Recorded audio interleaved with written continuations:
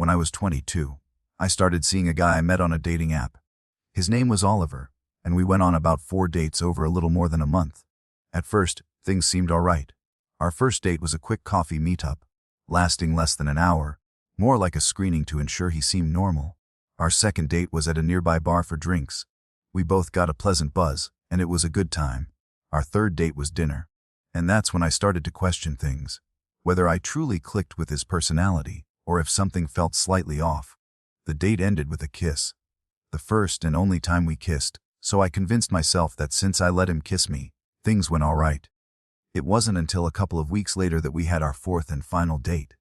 We went out for drinks again, but this time I approached it with less enthusiasm, paying closer attention to small quirks in his behavior that I realized were somewhat unusual. It's hard to explain exactly, but some of his mannerisms gave off antisocial, borderline creepy vibes. He also drank far too much on this date and became overly touchy-feely at the bar, trying to kiss me multiple times. I'm not a fan of public displays of affection, especially not when sitting at a bar with people nearby. I politely declined his advances, and within a few minutes, I mentioned I was tired, heavily hinting we should leave. He asked for the check paid, and we grabbed our coats and left. As we walked to our cars, he stopped me and bluntly asked if we could go home together. I said, "Not tonight, I'm tired and have work tomorrow," which was a lie. Shockingly, he kept pushing, saying he'd drag me to work tomorrow and such.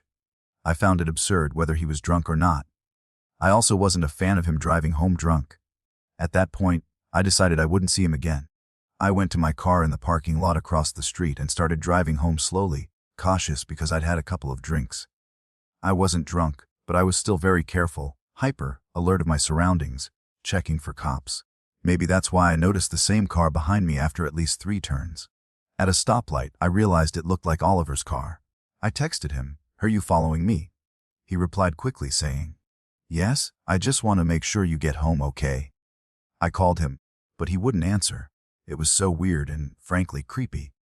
I pulled over and texted him to stop following me, saying I was fine.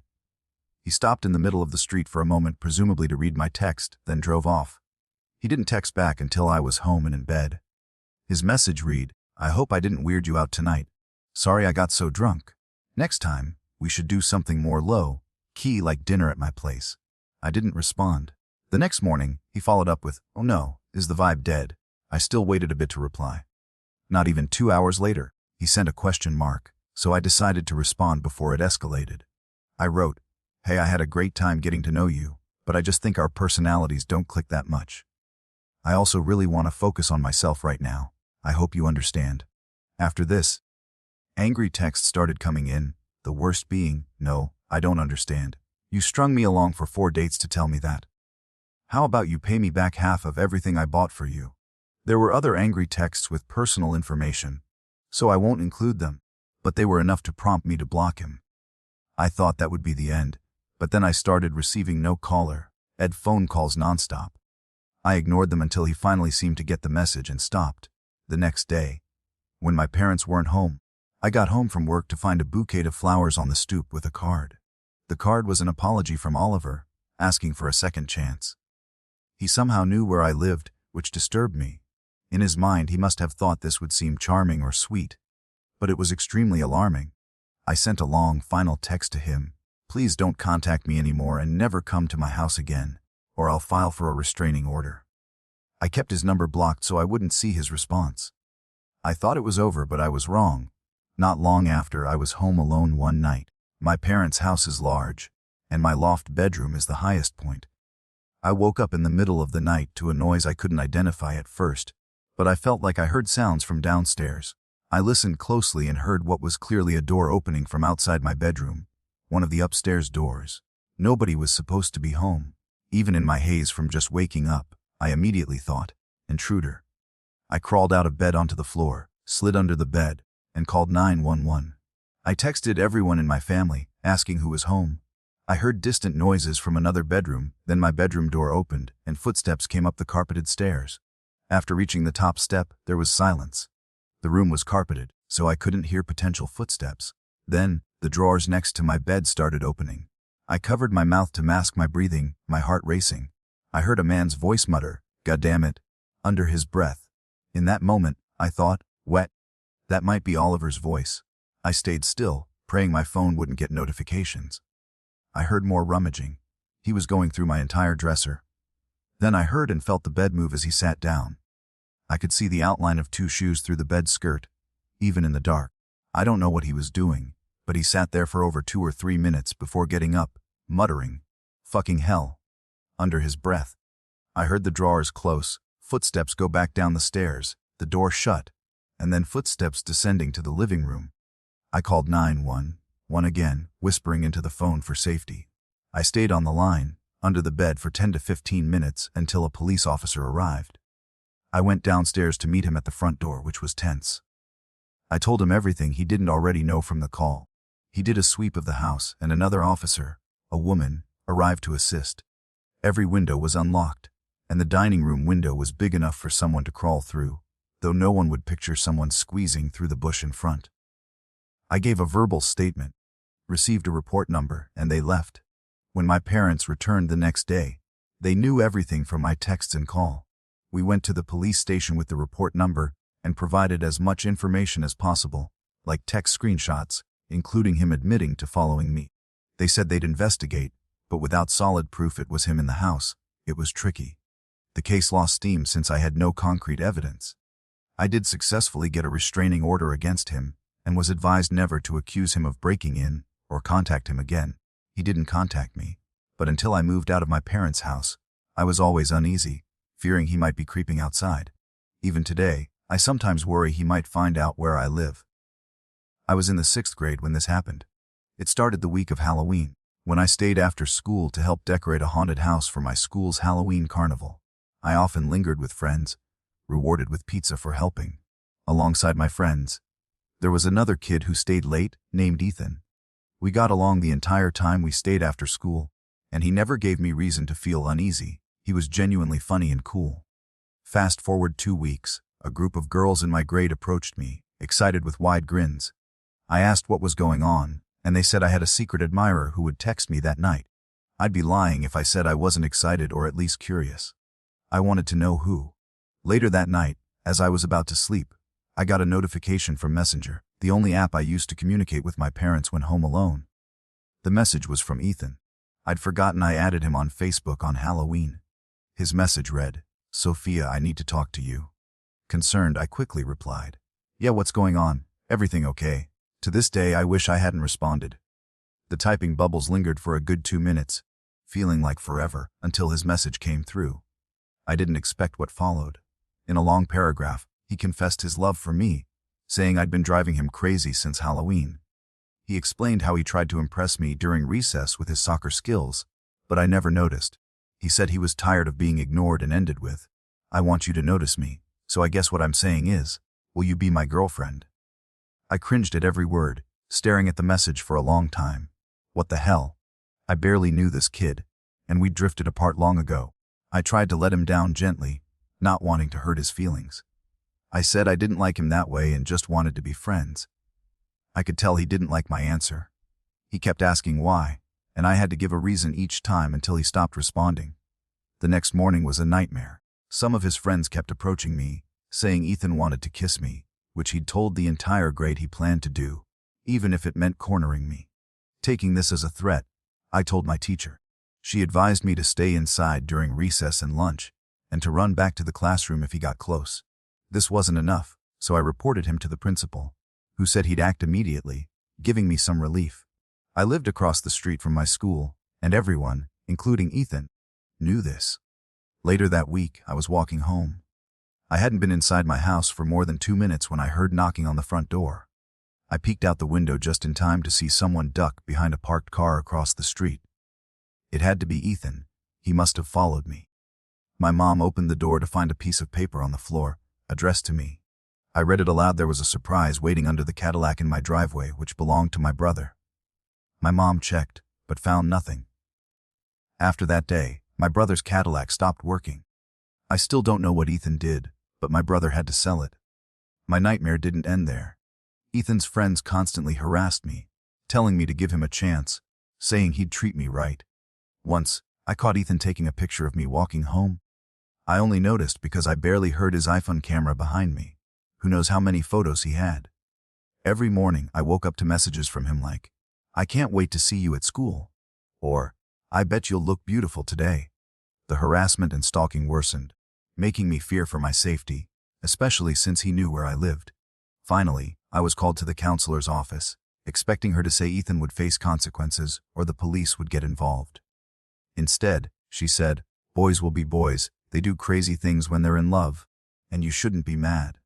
She told me to feel flattered, that this was bound to happen, and the only thing I could do was accept it and learn from it. At the time, I believed her, but looking back, it was an insane, disturbing thing to say to a sixth grader being sexually harassed and fearing for her safety daily. That afternoon, I told my mom everything the counselor said, and she was rightfully furious. I was called to the principal's office again that week, this time with my mom present. I clearly remember her saying to the counselor and principal, "What are you waiting for? For something bad to happen to her before you do something?"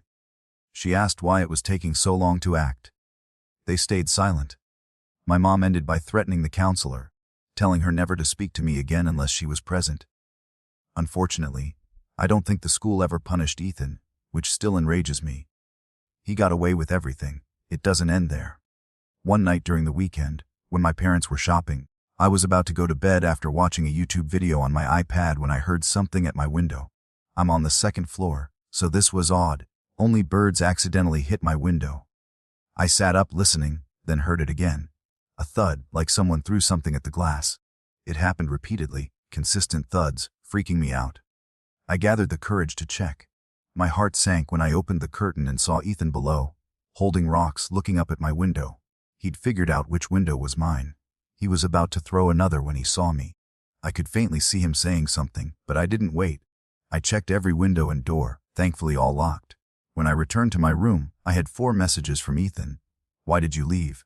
I just want to talk. I'm sorry, all I wanted was a kiss.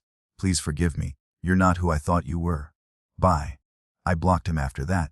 Thankfully, I never had another incident, though I had to see him throughout school from 6th grade to senior year. The last I heard, he was arrested. God knows for what. The saddest, scariest part is that a counselor thought this behavior was a compliment and a learning experience for me as a girl. I hope she no longer works with children and that I never see Ethan again. I want to remain as anonymous as possible. This was a serious incident that left me with past and scarred me. I'm changing all towns and names so it can't be traced back to me. I've been reclusive most of my life, starting young. In early school years, teachers told my parents I had antisocial behavioral issues.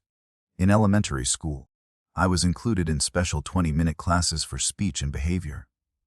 I didn't understand why I was there while others weren't.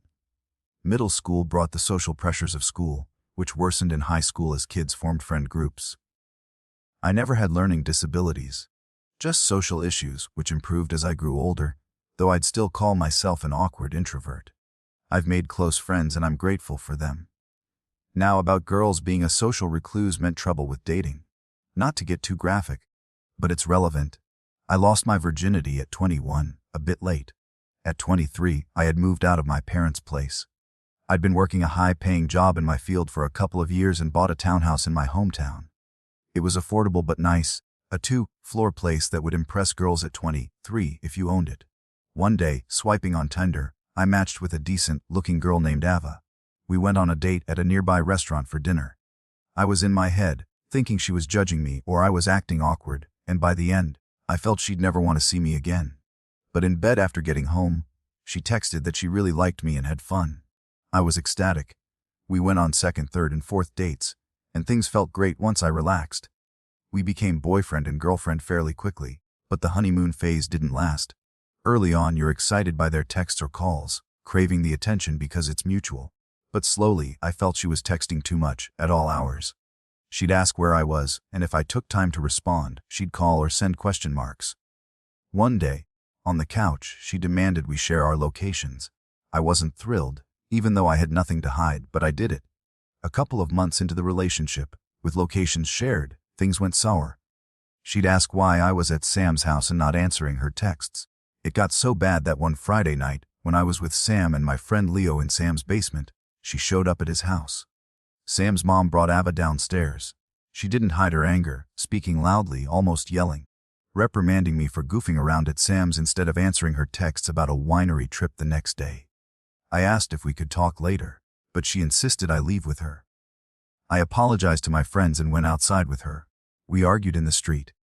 She wanted to come home with me, but I said no. We drove separately, so I went home and told her not to follow. When I got home, I sent a long text saying we needed a break and I needed space. Should I have done it in person? Probably. Text breakups aren't fair, but I was scared of her reaction in person. She started calling repeatedly, blowing up my phone with texts. When I stopped answering, I heard aggressive pounding at my townhouse's front door and constant doorbell rings. It got so bad my neighbor came out and asked her what she was doing. I heard Ava screaming that I'm a piece of shit, and my neighbor calmly told her to go home. I listened with my ear to the door. She left, and I was disturbed. I'm not saying the crazy came out of nowhere. There were signs, but I was blind to some because of the honeymoon effect. The next day, I stopped sharing my location with her. As if she was obsessively checking, she angrily texted me for doing that. I grew surer of my decision to cut ties with every text. My final text was, "I'm sorry, Ava, I have to block you for a while. You're scaring me." Surprisingly, she didn't come knocking, but I noticed she stopped sharing her location too. Exactly 1 week later, I went to Sam's again and hung out with the guys. I left around 11 p.m. and got home shortly after. I wasn't tired and was hungry, so I microwaved food and sat on the couch to watch a movie. I was browsing streaming apps for a scary movie when the microwave beeped, and it went silent. I suddenly heard a click or thud from the dining room. The downstairs layout looped in a circle: kitchen to dining room to living room to den, separated by a wall, but the den and dining room had a door, not an opening. For complete silence, I muted the TV and heard the door between the den and dining room clicking open. I peered into the dining room and called out, "Who's in here?" No response. My blood ran cold as I saw the door was open. I always keep doors shut, and that one was no exception. I grabbed the biggest knife from the kitchen's knife block and called 911, my first time ever. I spoke loudly so anyone there would hear I was on the phone with police, saying, "I think my crazy ex-girlfriend broke into my house. Please send someone." The operator asked why I thought it was my ex and told me to wait outside if possible. I went outside not far from the front door. A police car arrived surprisingly quickly. I explained what I thought was happening and led the officer inside. We searched thoroughly. Every closet, under beds, under couches, the mini crawl space in the closet, even the mini attic. No one was there. When it was clear, he told me to call again if I heard anything, which suggested he believed me. My night was ruined. No way I could watch a movie now. I ate my food, which had been sitting in the microwave, went to my room, and locked the door. I texted friends and family about how spooked I was, but since no one was there, I dismissed it as a creepy house noise. I almost texted Ava, but stopped myself. I took a melatonin and drifted off quickly. As a light sleeper, something woke me. I didn't know what, but the room felt off. I checked my phone and saw texts from a random number, which must have woken me. It was Ava, apologizing, begging to talk in person tomorrow, saying, "Are you awake?" and "Wake up," 8 times. She hadn't called, surprisingly. I replied, "Why are you awake right now? This is crazy that you're blowing me up at this hour. If I wasn't sure before, these past few days confirm I don't want anything to do with you. Please leave me alone." Seconds after sending, I heard a scream from the closet next to my bed. It was Ava's voice yelling, "No," and the closet door burst open.